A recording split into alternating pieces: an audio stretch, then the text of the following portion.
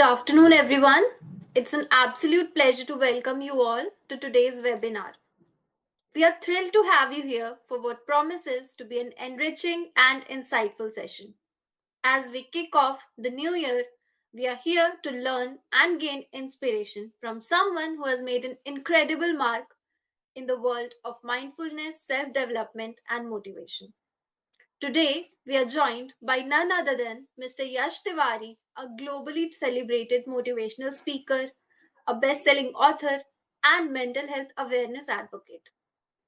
His journey began at an exceptionally young age, and through his work, he has empowered thousands of people across the globe. His first book, A Celebration in Tribulation, was written when he was just 16. And since then, he has taken on stages across more than 10 countries, sharing his message of hope, resilience, and transformation. His most recent work, Mindful Revival, has been a beacon for anyone looking to bring mindfulness into their lives. So, thank you so much for joining us today. We are honored to have you here. Before we start with the questionnaire, I would like to request you to say a few words for our audience. So, please. Absolutely, absolutely. Thank you so much for such a warm welcome, first of all. I am very delighted to be here to interact with all the students. And since we are starting a note on a very positive note, I feel even more delighted to be a part of this conversation. And I very much am a believer that when a new journey starts, such as, let's say, we call it a new year, you have to start from a place where you have a mindset which is of growth, which is of resilience, which, as you mentioned in your introduction to, and most importantly, which is of curiosity. You are willing to learn something more than what you know so far. You are acknowledging the journey that you have been on. You are respecting the growth that you have had so far. But then you are wondering, what more can be done? What better can be done? I may be doing great already in so many fields, but I want to achieve much more. That is the aspiration I have personally when I go to bed every single night. So, with that message, if all the youngsters who have joined us today over here are curiously going to be a part of this conversation, here to learn what more you can do, not just in terms of the specific topic that we have of mindfulness, but even whether it is about skill building, even whether it is about creative writing, or anything that you consider to be a bit unconventional in your life, but you do want to explore. You have that value for the potential in yourself. That's what we are going to have a conversation about as well in this discussion today. So, very delighted to be here. And once again, thank you so much for such a warm welcome. Now, without further delay, let's dive into today's conversation. We have some fascinating questions lined up for you, and we are eager to hear your insights. After Sure. listening to your talks and reading your work, it's so evident that you have this incredible ability to connect with people. How did you decide that you wanted to use this gift to inspire others and help them improve their lives? Was it a gradual realization over time, or was there a specific moment where you just knew that this is what I want to do? Yes, so that absolutely is a brilliant question because, like you mentioned in the introduction, I started relatively young. I was 16 years old when I authored my debut novel professionally. But in reality, my journey actually started decades before that. I mean, I have been writing in some or the other capacity since as long as I can remember. When I was like 6, 7, 8 years old, I used to work on these short stories, poetries. Of course, they were childish nature, but they still were something which I felt were very creative, and my parents appreciated that. My family appreciated that. They encouraged that. They used to upload all of that on an online blog. So I always had this sort of a tingling, as we call it, about doing something in the field of storytelling, creativity, and something which creates an impact with the help of words and voice, very specifically. Now, of course, as we grow older, there are so many other things that you have to juggle with, especially for a youngster in our country. Studies are paramount. Studies are what you need to focus on, what you must focus on. So that happened for a while. But then, when I was in 11th standard, as we all are aware that in India, if the 12th standard is starting, आपका पूरा focus suddenly पढ़ाई पे हो जाना चाहिए, सारे TV बंद, सारे लैपटॉप बंद. It just has to be your books, it just has to be your studies. So I had sort of a similar mindset about the fact that I was about to go into 12th standard. I was elected as the head boy, so there was a lot going on academically in school, that's what I'm saying. And I had this holiday before my 12th started, when I just decided कि चलो ठीक है, इससे पहले एक बार boards की class शुरू हो जाए, कुछ मन का करने लगते हैं, कुछ ट्राई आउट करते हैं for the sake of it, in the field of the interest that we have. And so, with that interest, just on a whim, like not even thinking about long picture stuff, I started writing a book. That was pretty much it, the starting point.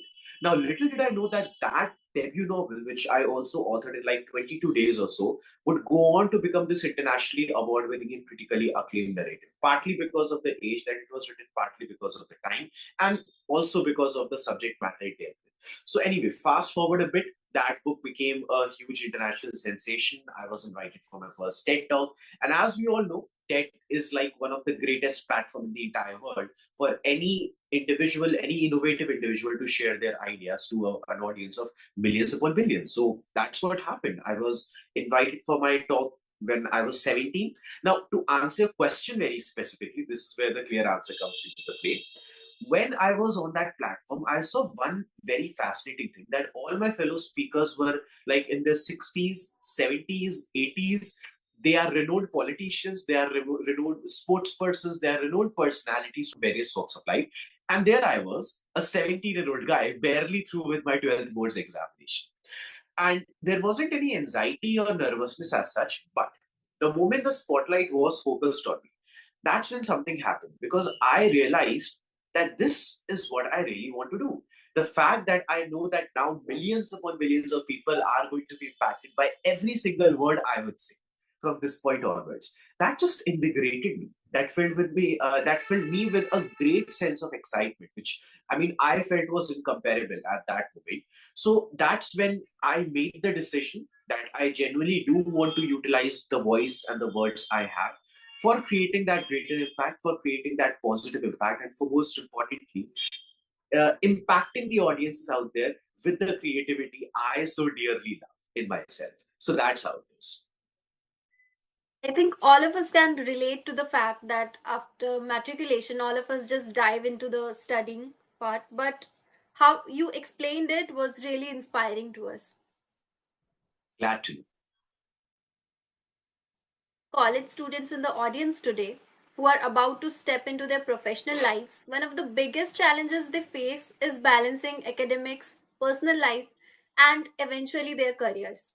Can you share a personal story of a challenge you faced that resonates with what so many students go through? What piece of advice would you offer about managing work life balance?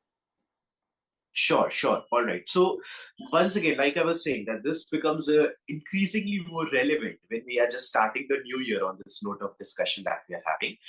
And work life balance, I think, especially in the first few months of every single year, becomes the priority of everybody suddenly. Now, around the middle of the year, August, September, aata hai, and you just become a bit more relaxed. Then December comes once again, and you feel agitated yet again. कि चलो पूरा साल निकल गया, now what we have to do. So this is like a cycle that most of the people sort of go through, especially the youngsters and students.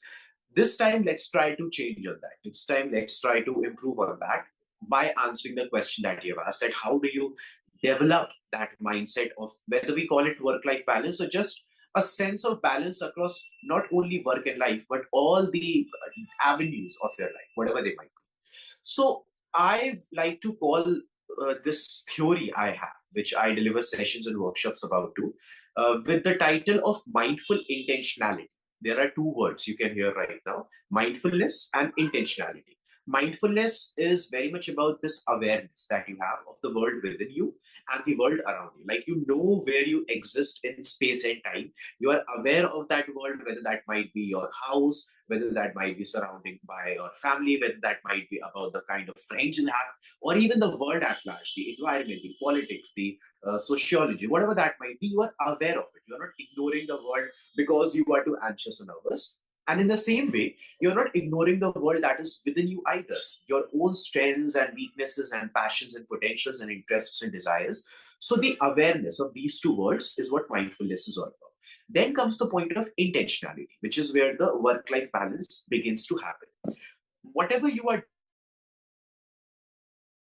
deliberate intention attached to it. Like you're not just floating through one day together. I know some people like to say that they just like to flow with the wind, which is fine when you are writing a story. But when you are writing the story of your life, there you have to have some sort of a technicality in your mind, some sort of a practicality in your mind, which is not applicable on every single day or every single moment, but for a bigger picture that you think for yourself, all the great goals and aspirations that you want to achieve, you have to have a practical approach towards the way you are living. So that's where the mindful intentionality comes into play.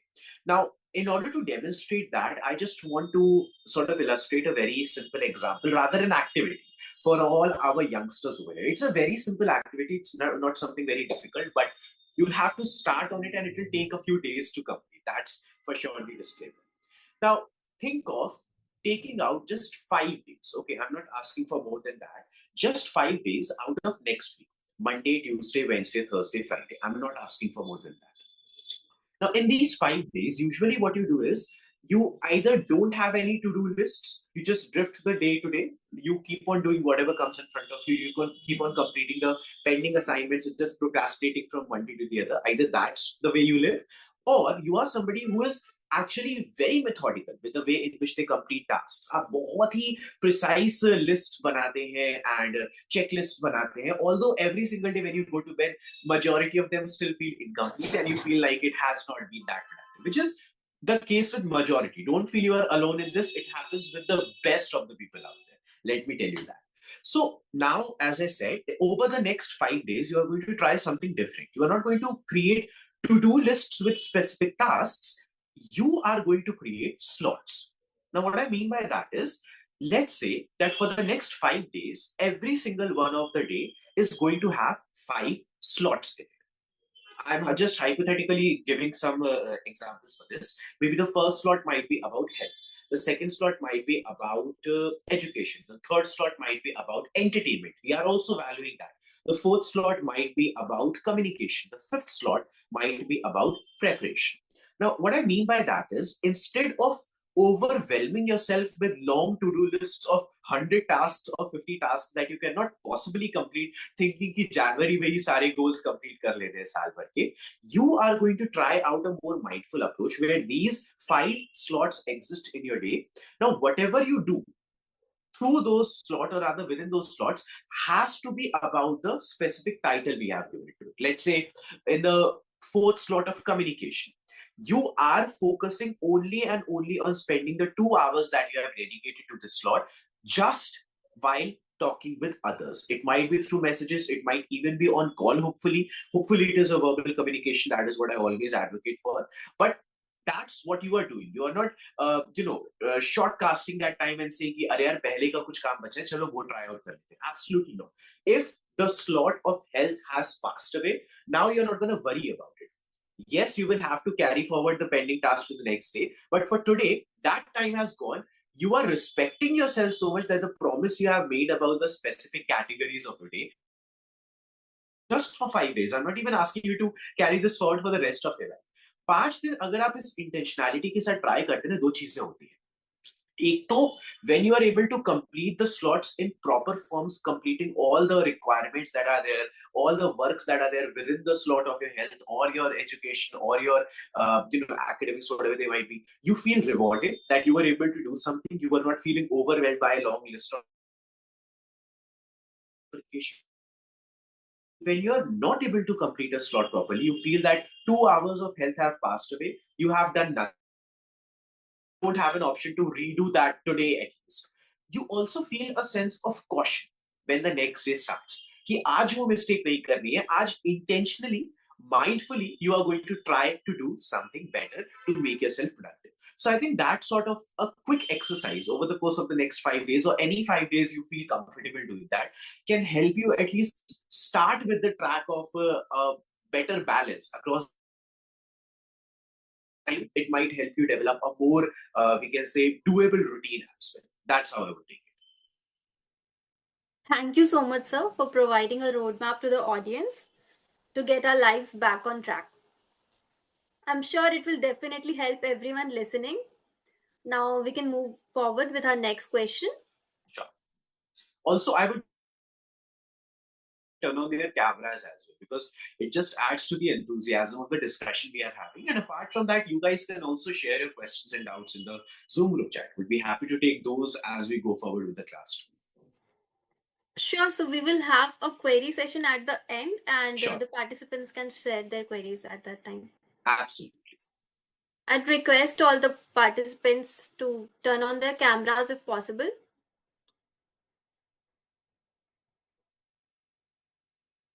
Moving on to the next question, sir.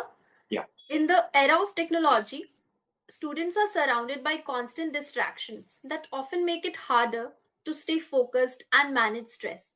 With all these external pressures, what practical daily habits or mindfulness practices would you recommend for students to stay motivated and manage their stress effectively? All right. That's a great question, because technology is the name of the game today, right? That's how it is. Across all the avenues, apparently. But there are a few recommendations I can share, which once again are easy to start with, but very difficult when people have a difficulty about maintaining routines or maintaining habits over the course of time. So let's start with the easiest of easy mindfulness habit that you can develop even right now in the session that we are having. So one thing that happens with most of us is that when you have a lot to get done in a single day, which is the case for most of the students, especially who are here, you just jump from one task to other very instantly, thinking कि आपके पास समय ही नहीं है 2 minute भी सांस लेने के लिए, let alone having a proper meal, a proper breakfast or dinner, or just talking with your friends, or just relaxing even for a second.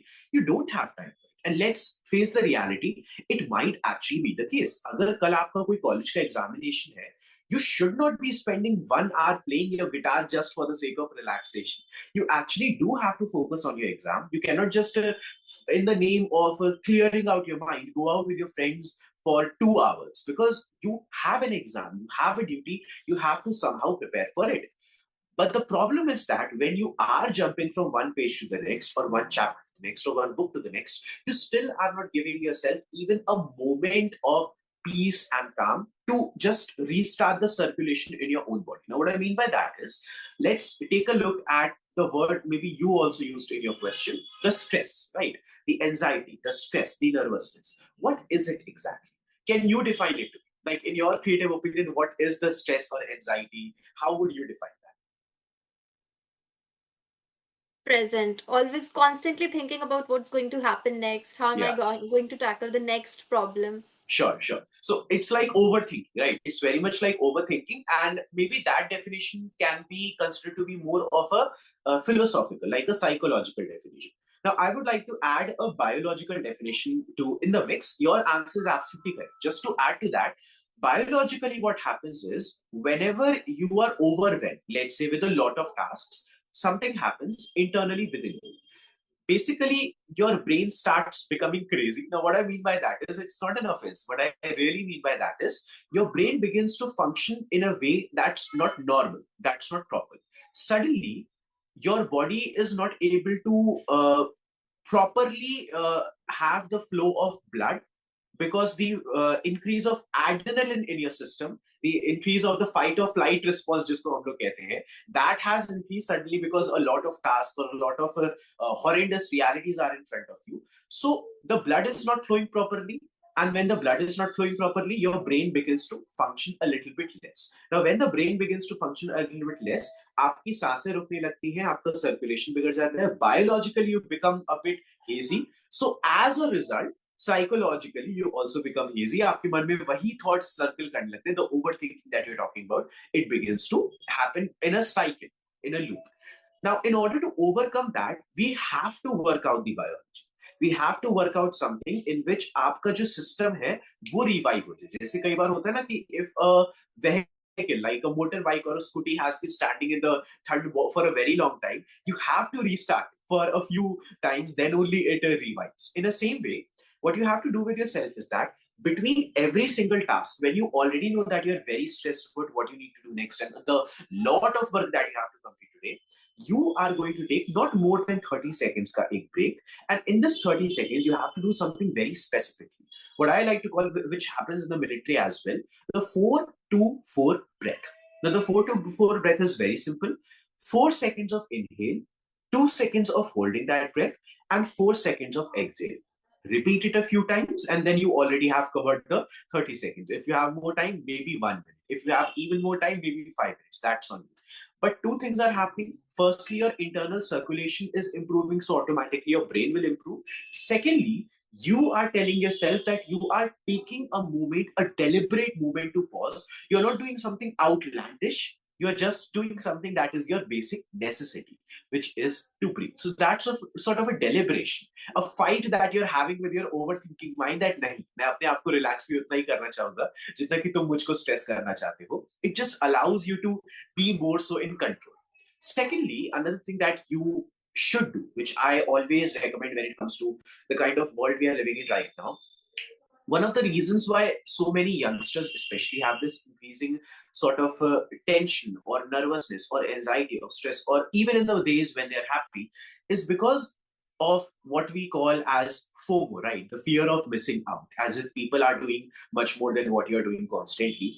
And the best way to do something in order to beat that feeling, at least according to me, is to make sure that every single day you are creating something.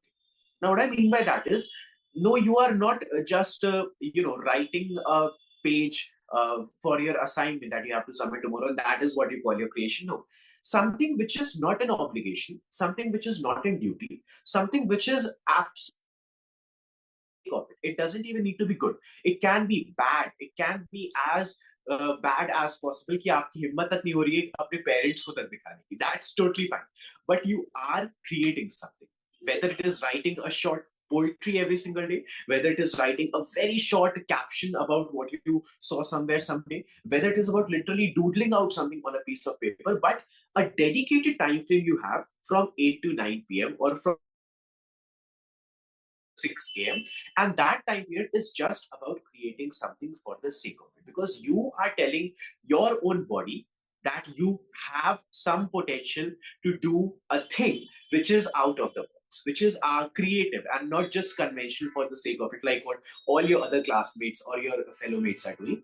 And that once again helps you in developing a sense of self worth, a sense of self respect. So when self respect grows, the self confusion begins to diminish. So that's how I would like to think of it. And then, of course, make sure that every single day you are having some verbal communication, not just telephonic or technical communication.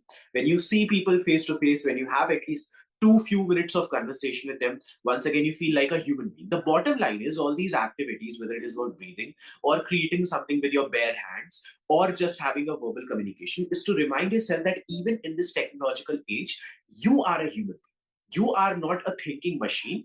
You are a living and breathing person who requires to be a part of this ecological system that you're living in, as opposed to just being absolutely bombarded with the technology that you're surrounded by. So that is one opinion I definitely would like to recommend. Sure, sir. I think creating something from ourselves will definitely have a positive impact in our daily lives, and it can help us manage our stress effectively. Glad to know.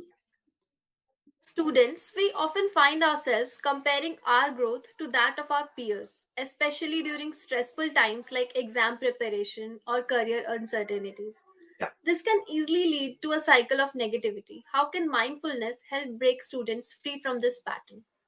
Sure. So, like I said earlier, mindfulness, what is it about exactly? We have to take a deeper look at it. As I mentioned, mindfulness is all about the awareness of the world that you are living in and the awareness of the world that you have within yourself.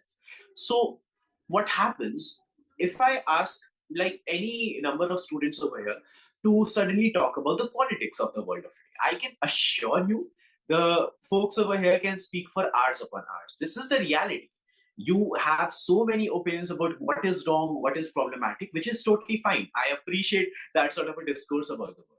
If I ask you to talk about the environment, you can once again talk for hours upon hours. If I ask you to talk about the celebrity culture, let's say, you still will be able to talk for hours upon hours. Now, if the same question is asked about who are you, what kind of purpose do you share with your fellow human beings in this world that you're living in right now? What is your reason to exist in this modern society that you are in.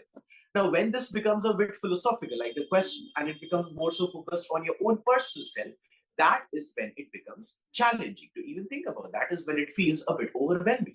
Because that is the reality for most of the people who are, of course, connected in ways that could not have been even imaginable 10 years ago or 20 years ago. But now it is possible that हर एक छोटे से छोटे गांव शहर town में तक वो connectivity हो रही है जो कि शायद 50 years ago biggest of metropolitan cities में तक possible नहीं थी. So with that being said, even though people are becoming more connected, you are using that connectivity primarily to wake up, look at the reels of your friends, think of all the places that they are visiting, and you are just stuck in your hostels, all the places that they are just going on through their bikes and whatnot, and you still have to complete your assignments, and that's what you're using the connectivity for. So here we are going to shift the focus on something else entirely. Awareness of the world hogi because it's a part of mindfulness, but awareness of self thodi zyada hogi.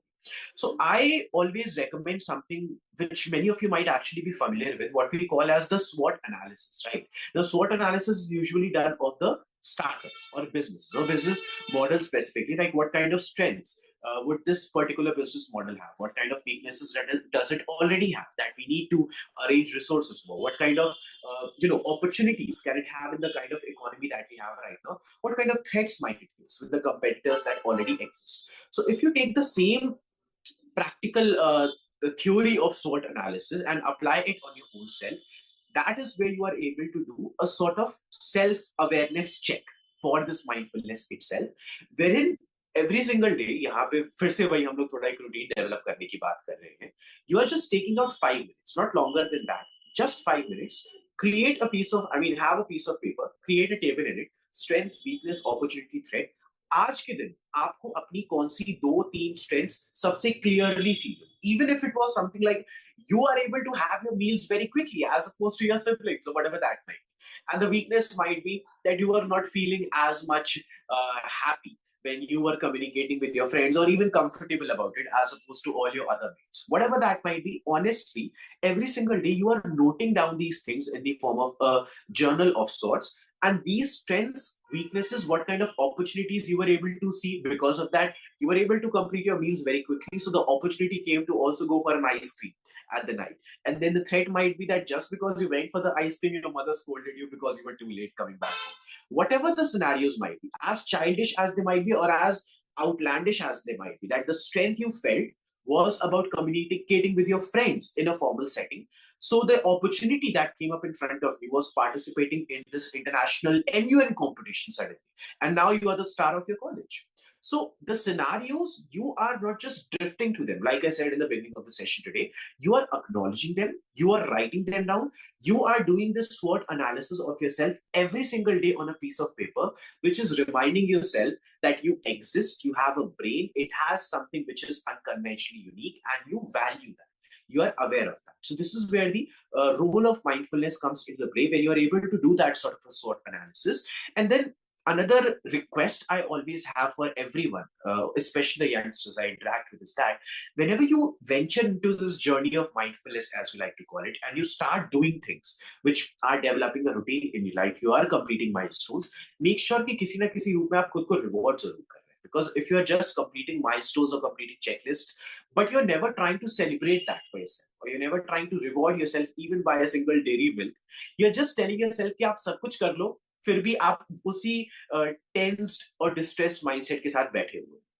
When that doesn't happen and you tell yourself that yes, you were able to complete 5 tasks, maybe they were small, maybe they were very minuscule, but you are happy about it, you are happy with yourself about what you have done, and you reward yourself even with a single toffee for what all has been completed today, it develops a sort of a reward system, and your mind, your internal self, feels valued, that as the person you are, you respect yourself as much as you respect your friends, family, or anybody else around the world. So that would be the 2 cents I would like to share with the audience as well.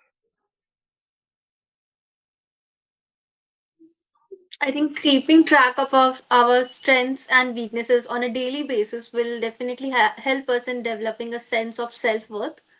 And If we are able to reward ourselves for the little achievements and we celebrate it, take a moment to celebrate it, then we will feel gratitude for the daily task that we are able to achieve.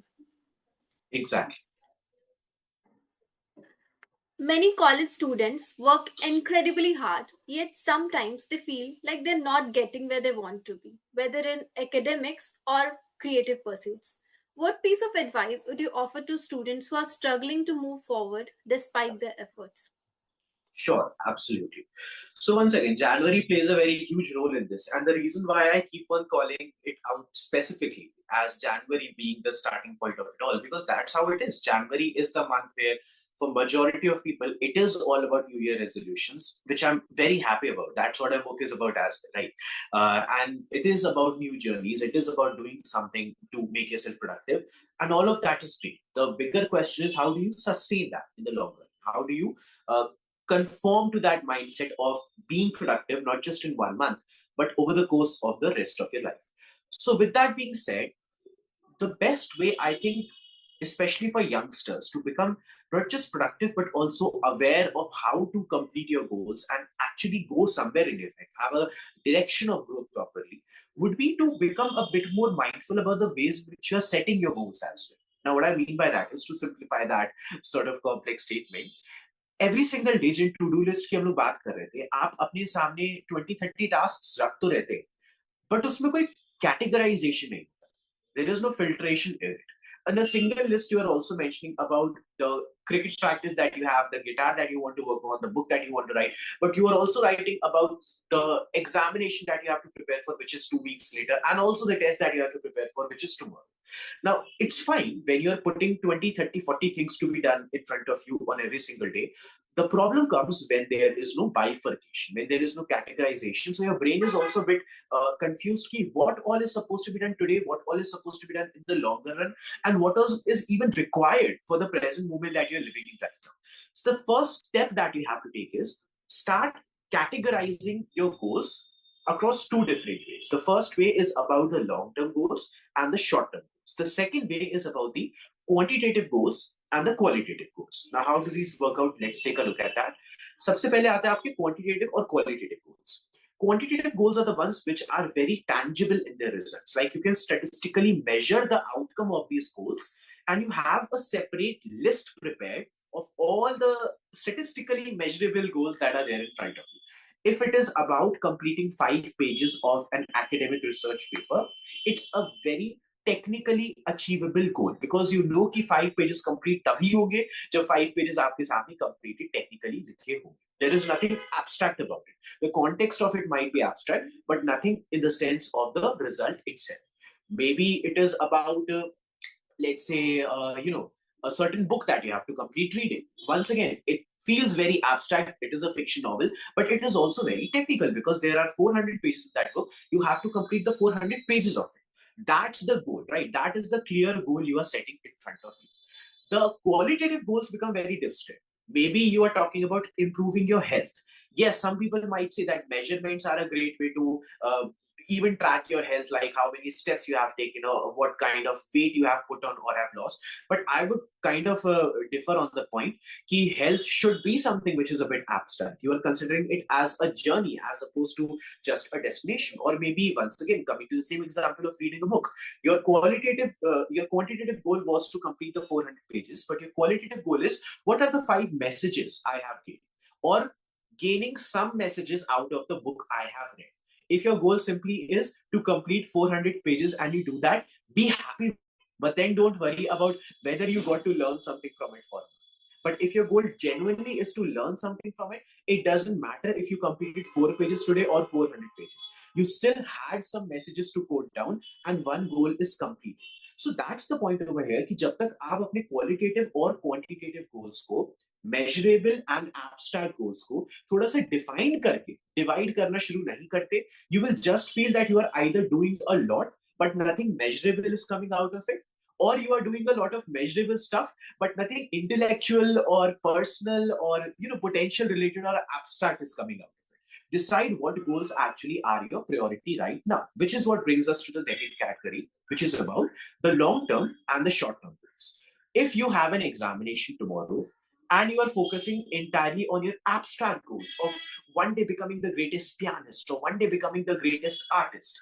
That is a problem, right? Because here, with the exact requirement that is in front of you, you are not even looking at what is required right now, which is to focus primarily on the short term, statistically measurable, quantitative goal of completing these 4 books for the examination tomorrow. That has to be the literal completion of your entire list. Just those 4 pages or just for those 4 books, and that is it. If you are able to complete that much, it is not leaving you somewhere behind as opposed to your friends. It's just helping you complete what is required of you right now. So the division between your goals, whether it is in terms of long term and short term, and of course on the x and y axis of whether it is abstract or philosophical, that is what helps you feel कि आप goal तो complete कर रहे हैं but requirement के basis पे and you have a better awareness of what kind of goals you are actually achieving what kind of growth you are actually having whether it is just about the measurements or it is more so about the philosophical intellectual growth in your personal life. So that is how I would look at Thank you, sir. I think we all learned today that when we categorize our goals, they are becoming more achievable for us.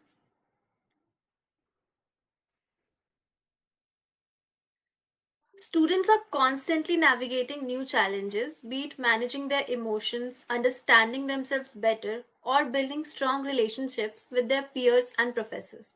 How does mindfulness contribute to building self awareness, managing their emotions, and improving relationships? So this question I can answer very quickly because we have already in parts covered it throughout the session today. I have many a times mentioned in the conversation today itself that what mindfulness really is all about, which is simply the awareness of the world outside and the awareness of the world within. Now, let's think of what the greatest challenge, especially the modern relationships face. And let's even talk very specifically about romantic relationships. For majority of youngsters, that is the point of focus, right? That is the point of confusion, wherein you are in a romantic partnership with somebody, and at the same time, either you are simply looking at the entire world from their viewpoint, which is a problem according to me, or you are simply looking at even their problems for only your viewpoint, which is also a problem.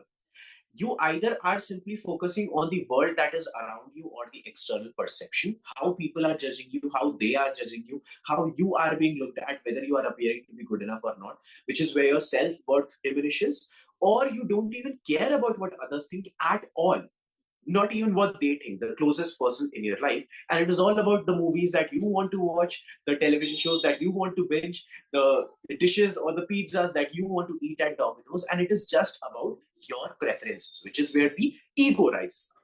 So, mindfulness, like I said earlier, it helps you become a bit more cautious, considerate, and creatively curious about, of course, what others think, what the world around you is like, but at the same time, what your personal needs and necessities are. Now, in a relationship, whether that is romantic or even if it might not be romantic, it is a relationship that you have with your parents who are asking to do something. You are aware of it, you are respecting their requests and demands and desires, but you're also aware of what you want to do. And you are having a mindful conversation about it, as opposed to those youngsters who are like कि चलो ठीक है mummy papa ने कह दिया है यही काम करते हैं क्योंकि कुछ और तो समझ में आ नहीं रहा है.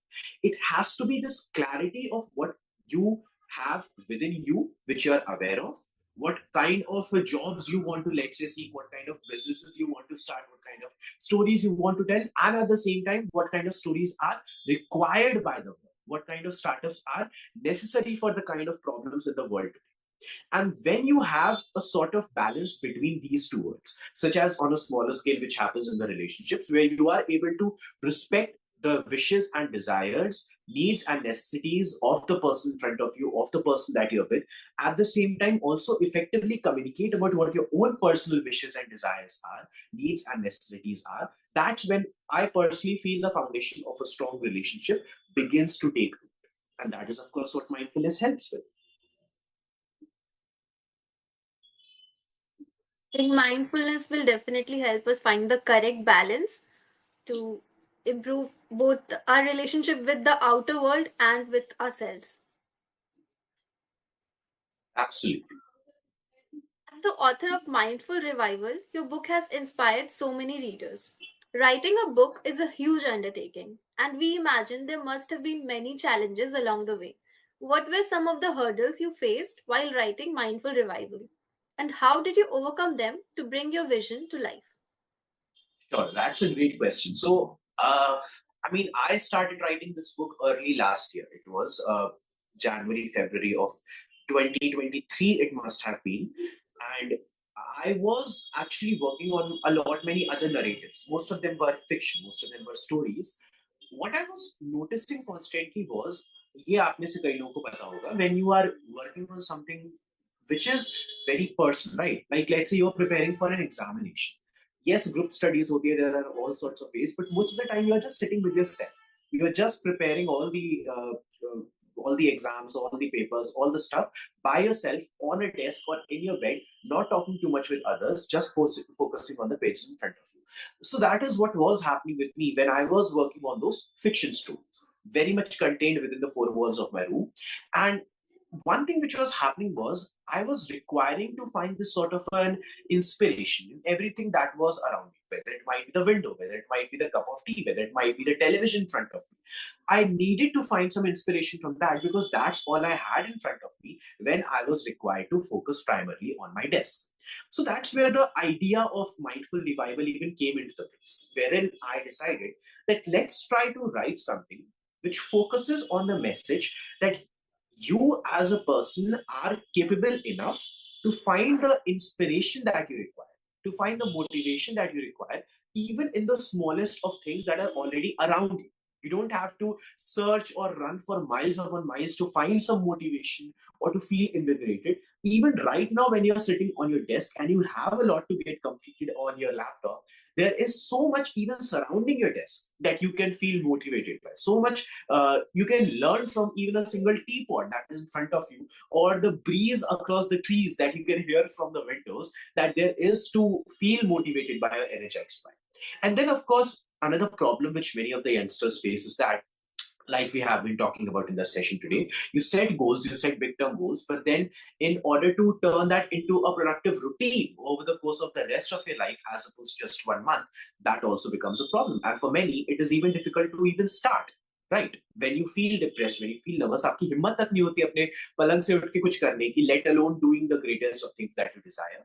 So the idea behind this book, even while writing, was to create a 50 days roadmap wherein every single day you are going to complete one task, just one simple task, which is going to help you revive your productivity, but also help you develop the necessary skills, whether they might be communication, whether they might be creative or even interpersonal, which might also help you in the longer run through these 50-day tasks only, in becoming a sort of not just self-aware, but also socially aware person, as much aware of the world around you as you are aware of the world within you.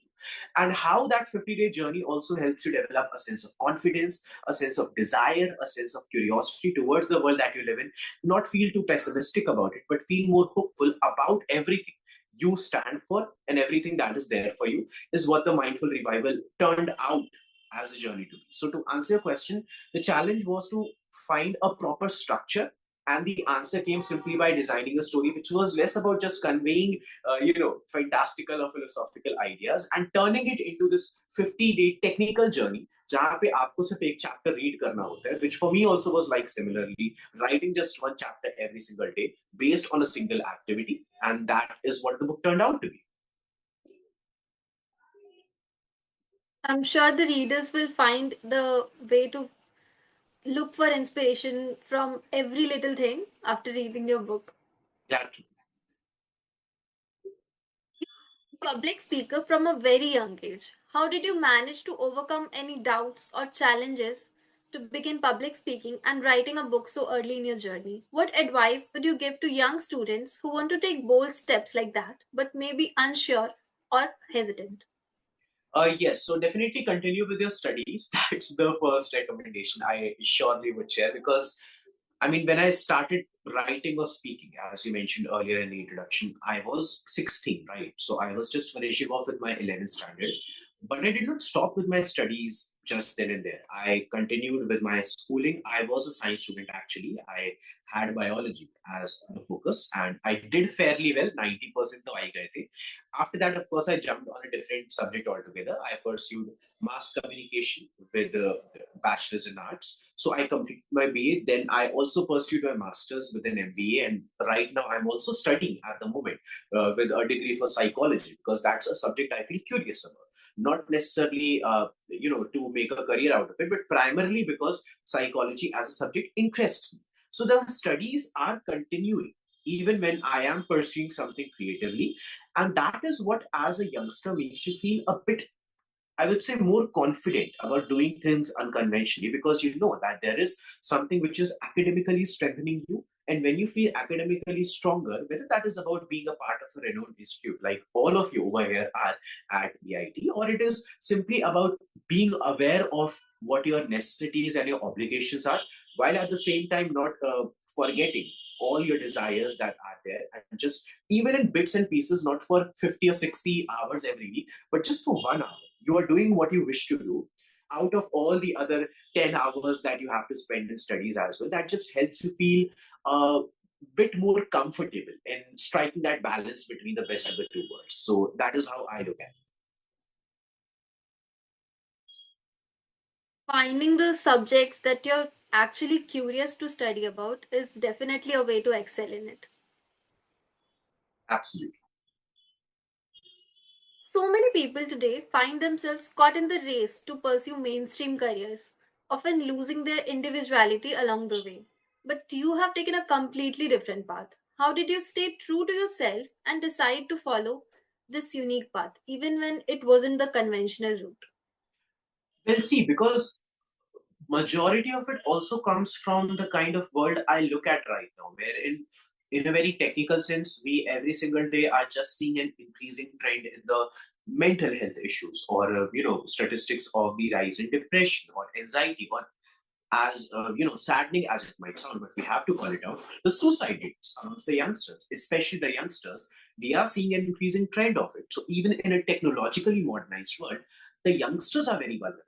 The main section of the society that is going to become the torch bearer of our global future, whether that is in terms of sustainability, or it is in terms of the ecology, or even the politics or education, or whatever the important pillars of this world are, the main demography that is going to be the forerunners of it are feeling vulnerable, are feeling very much affected by even the modernization of the world.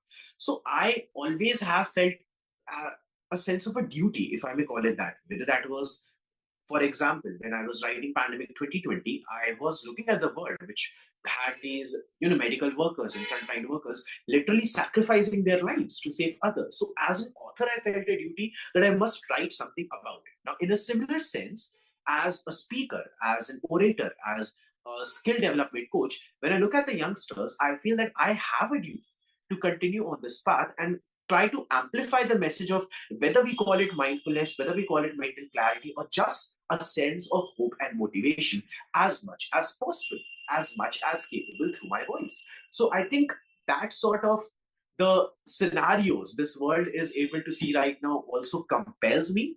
But at the same time, the joy of the youngsters coming up to me and saying that they genuinely felt like there was another way to live in this world and thrive in this world, and they feel a sense of gratitude about it when they interact, that also helps me feel even more encouraged and inspired as a public speaker myself to continue on the path.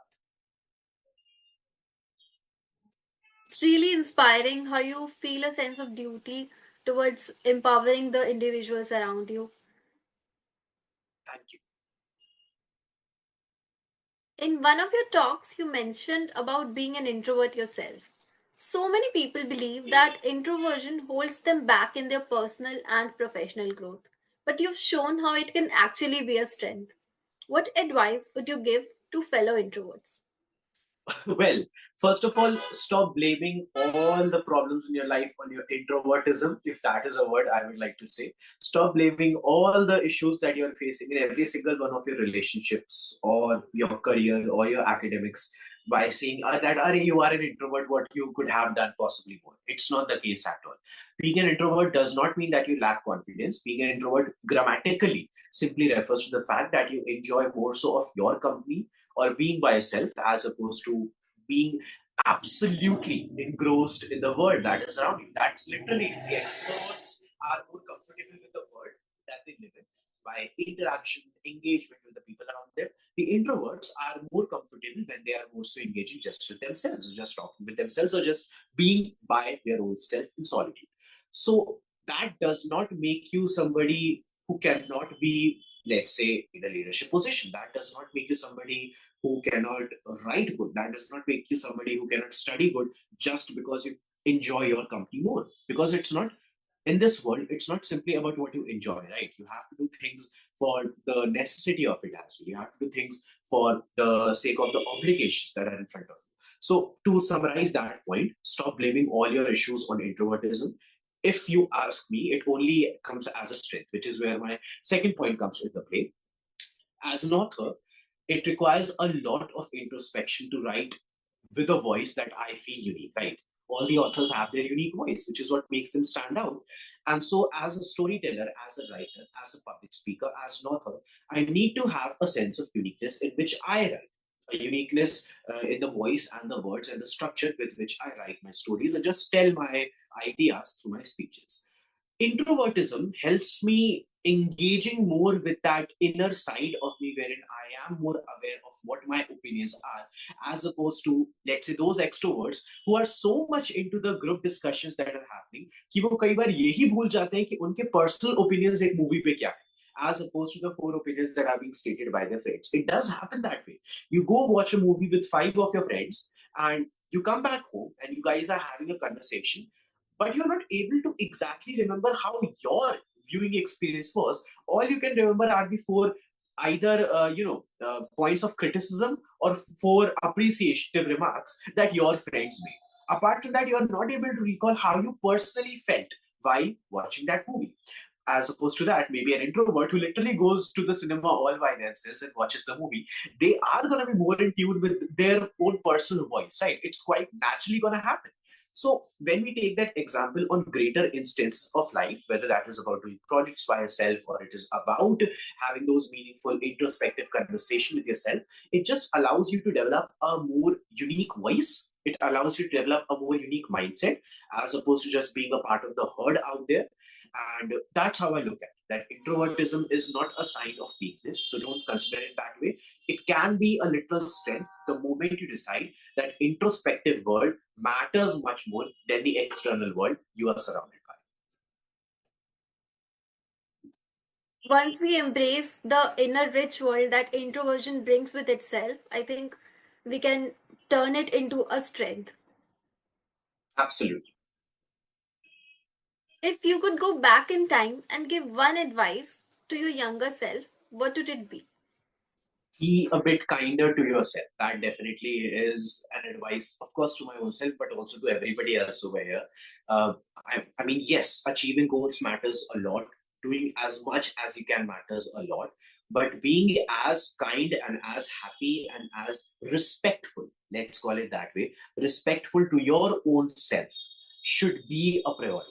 That you are respecting yourself in whichever way and form you look, and you desire to be. It is not something to feel constantly critical about because you already have so many people around you who are well enough equipped to be critical of you and of all you are doing.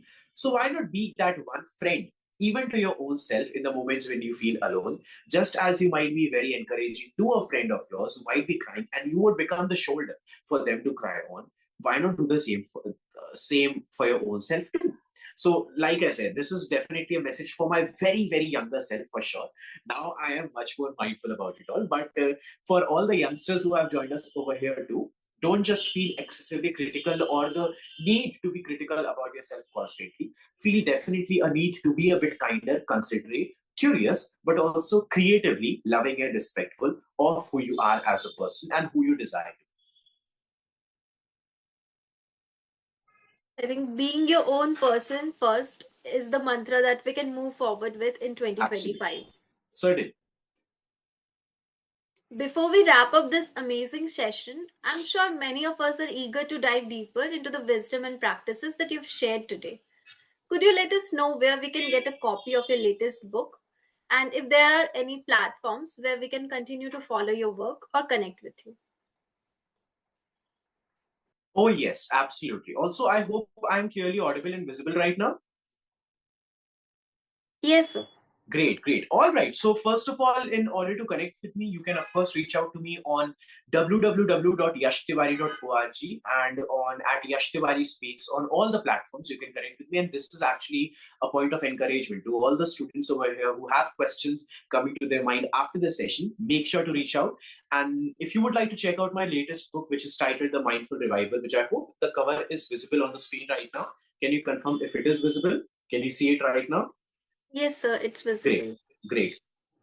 So the book is titled Mindful Revival Habits for a Lasting Change in 50 Days. How, by reading a book, only one chapter at a time, you can transform your life from being very either stressed, depressed, anxious, or even lazy and unproductive to becoming absolutely productive in a way where you are able to develop a routine, where you are able to develop a sense of confidence, but most importantly, where you are able to develop a sense of direction for your life. That's what the Mindful Revival as a book is all about. Reading one chapter every day, 50 days, 50 activities that are definitely going to transform your life. Now, with that being said, you can definitely check out the book either on my website, that is www.yashtiwari.org, or you can check it out directly on Amazon. And I would share the link with the team as well to circulate in the group for all of you to read out. And definitely will be eagerly awaiting your reviews, your feedbacks too. So do share those as well. I'm very delighted to be a part of this conversation today. I would request my team to pin the link of the book in the chat if possible. Sure. And also, please raise your hands if you have any queries. Yes, and if the students might have any questions, maybe a little bit after the session, because it does take time to think about all that we have discussed, you can definitely reach out through the mentioned with your questions and queries as well. Would love to communicate after the session too. Sure, sir. I'd request the audience to feel free to ask any queries if they have. Yes, Rishikant, you can unmute yourself. Good afternoon, sir. Good afternoon. So my question is regarding the topic of introvert. Someone we met a person whom is unknown to us. So how can we start a conversation with that person? Very simple point would be to hi, how are you? That's as simple as it can be. But when, of course, you are through with the basic introductions, when you know who they are and they know who you are, the first point, which is like the easiest to start the conversation on, can literally be related to the setting you are in. You have to look at the literal room you are sitting in right now. And instead of suddenly asking about something very profound, like what are your views on the life or what are your views on politics for the sake of it, don't do that. Start from a very simple point. Even if you're able to feel that, first look maybe deepest connection you have with this person, still start small. Have that clear conversation about the literal surrounding you are in, whether that is your classroom, something related to that classroom, whether it is the cafeteria, something related to the cafeteria, something which allows the person to actually look around and instantly speak something, and you have more to add to it because of course a surrounding is ever evolving. So the simplest, easiest, but the most effective way to start a conversation, especially with a stranger, once you're through with the formalities of introduction, is to focus on the setting you are in right now and what questions can come out of it in the literal room that you are sitting in or whatever the place might be. So I hope that answers your question.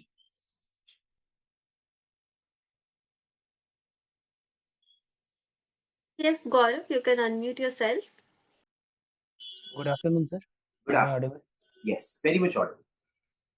Uh, Sir, my question was regarding that that advice which you give to the younger one regarding prioritizing yourself. Sir, sometimes it it is very difficult to prioritize yourself by lowering the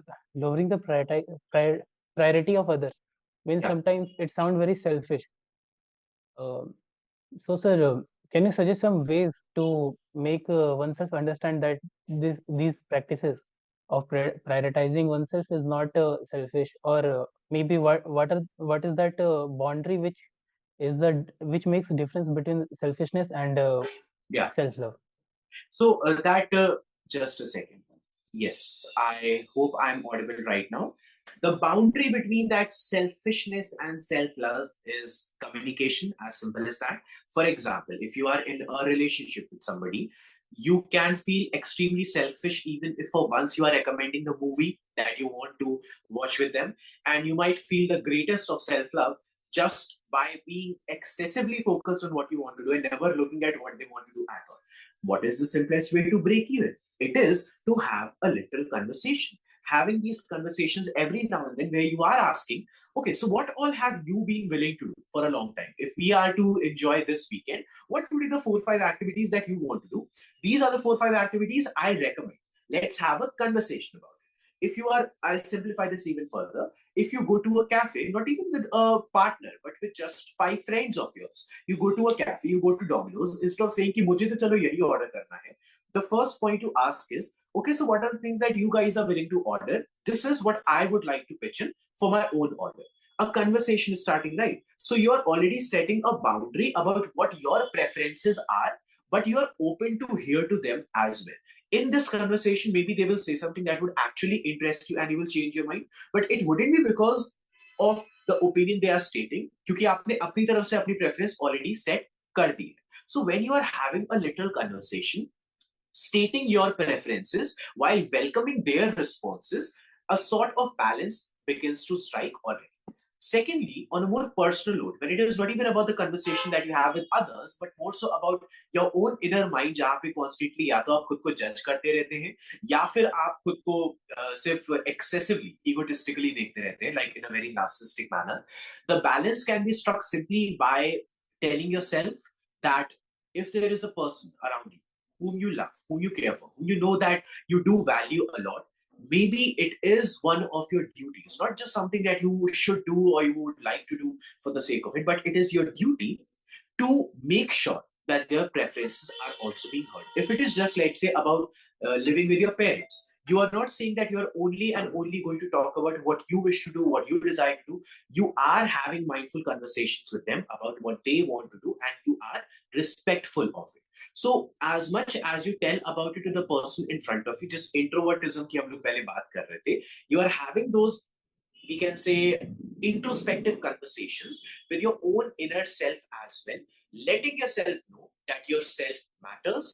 You have to be kind towards your own person as much as you are with a friend of yours. At the same time, you have to be kind with that friend of yours as well, and not just narcissistically focusing on your own inner self. So that's how I would look at the balance between allowing the opinion of others to come, but the confidence to state your preferences as clearly as possible, whether that is to others or even to your own self.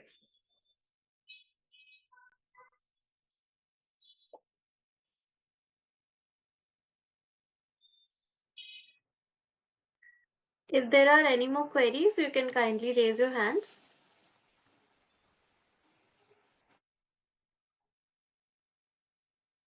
Or since the point of contacts are already mentioned in the chat box, let's do one thing, that whatever the rest of the questions might be, we can take them up in the messages board. Would that be fine? Sir. All right. All right. Okay. So since I also don't see any other questions in the Zoom group chat, it was an absolute delight to be here to interact with everybody today, whether that was about the topic of mindfulness or the book itself. But most importantly, to interact with the youngsters is such a great way to start the new year as well. So definitely wishing all of you a very happy new year, eagerly awaiting your reviews on the Mindful Revival, which all of you can check out on Amazon right away. And definitely reach out, communicate, interact, share your questions. And once again, thank you so much for the organizing committee for the invitation to be a part of this event. Thank you so much, sir, for your sharing your valuable insights and experiences with us today. Your words have truly been inspiring, and I'm sure everyone here feels more motivated and empowered to take charge of their own journeys. Your perspective on mindfulness, overcoming challenges, and achieving balance in both our professional and personal lives is something we can all carry forward with us. It's not just about the lessons we learn today, but also about applying them every single day to improve ourselves and the world around us. On behalf of everyone here, I would like to extend our heartfelt gratitude to you for taking the time to join us. Your contributions today have left a lasting impact, and we hope this marks the beginning of many more opportunities to learn with you. A huge thank you to our audience as well for being such an engaging and thoughtful group. We hope you're leaving today's session feeling inspired and ready to tackle your goals with a renewed sense of purpose. Once again, sir, thank you for being here. We wish you all the best in your continued work, and we look forward to seeing all the amazing things you will achieve in the future. Thank you, everyone, and have a great day ahead. Thank you. Bye bye.